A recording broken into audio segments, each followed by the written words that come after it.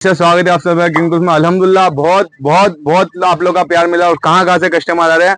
आज हमारे भाई आए अपना आंध्र प्रदेश से आए हैं। इन्होंने टू व्हीलर का विजयवाड़ा से आए आंध्र प्रदेश। टू व्हीलर का बहुत सारा सामान लिया, पूरा दुकान भर के माल लिया, 3 केट जैसा लिया है भाई ने। तो ये जानते हैं भाई को हमारे पास आके हमारा क्वालिटी, प्राइस, व्यवहार वगैरह कैसा लगा। और दो हमारे पास एक कोडलेस गन भी लिया है, ऑबिट स्कैनर भी लिया है, यानी कि टोटल सामान लिया है। तो ये जानते हैं। सर क्या नाम है आपका? मेरा नाम सुबानी। भाई आपका नाम? मोहम्मद अयाज। आपका नाम भाई? धीरज। धीरज भाई। सर कहाँ से आए आप?